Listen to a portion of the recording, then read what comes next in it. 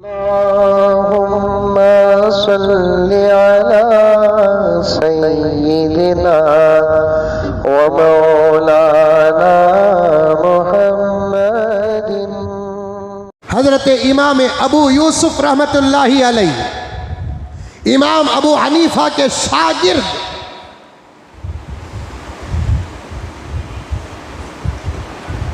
हाफिज कुरान, आलिम दीन, मुफस्सिर कुरान, मुहद्दिस कबीर, जबरदस्त फकीह, chief justice बनाए गए हजरत इमाम अबू यूसुफ रहमतुल्लाहि अलैह दिन में अदालत की कुर्सी में बैठकर कुरान और हदीस के मुताबिक फैसला करते और रात में सिर्फ 200 रकात इसलिए पढ़ते कि फैसले में अगर मेरी तरफ से कोई कमी पेशी हो जाए तो खुदा माफ कर दे।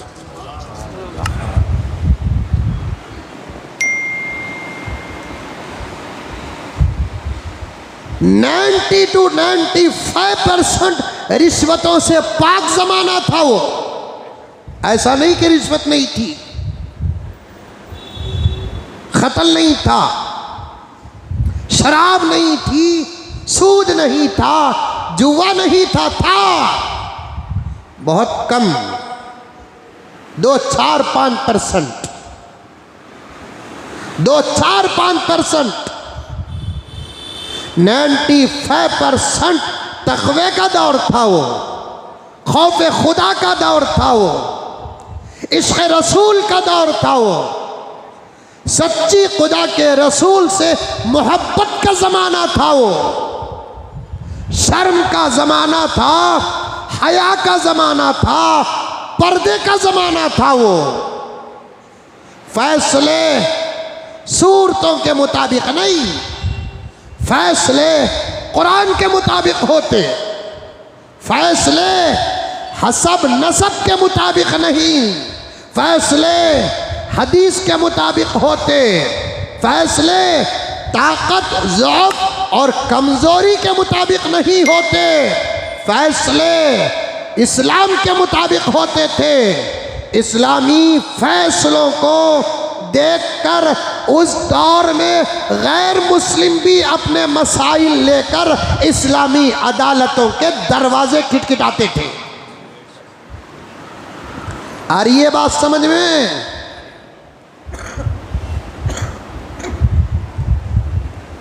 फैसलों को देखकर सुनकर मैं कहीं उस और तरफ न चले जाऊं, पीछे पीछे 4-5 ज़बरदस्त मेरे जहन में वाक़ियात आ रहे हैं। शायद कहा हूँ या कहीं और कहा हूँ, फिर आगे कभी मौका मिल जाए तो आपके सामने अर्ज़ करूँ। अब हमारे फैसलों को देखकर गैर मुस्लिम भी हमारी अदालतों के दरवाजे खटखटाते थे। सही फैसले करके रात को 200 रकात नमाज हज़रत इमाम अबू यूसुफ रहमतुल्लाहि अलैह, कहीं मेरे से कमी पेशी न हो जाए।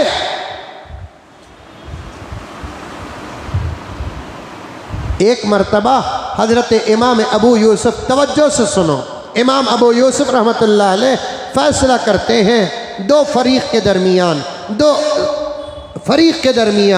दो लोगों के दरमियान फैसला करते हैं, और जिसके हक़ में हज़रत ने फ़ैसला सुनाया और जिसके हक़ में हज़रत ने सज़ा सुनाई, सुनकर उठ कर गए।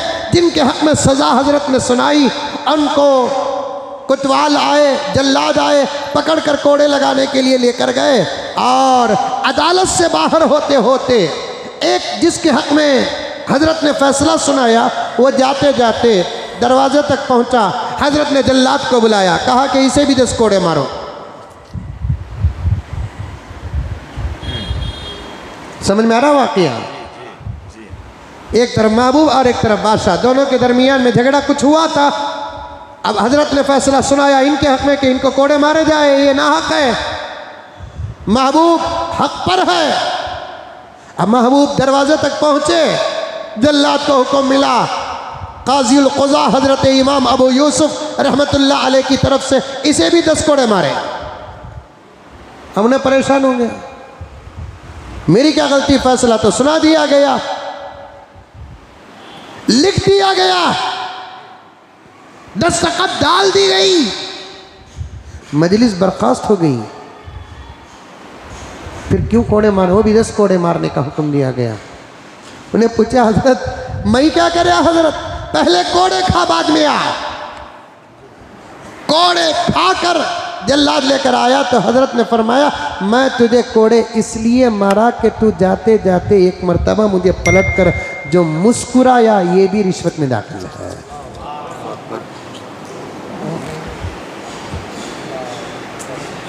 फैसला करने वाले को देखकर मुस्कुराना भी नहीं।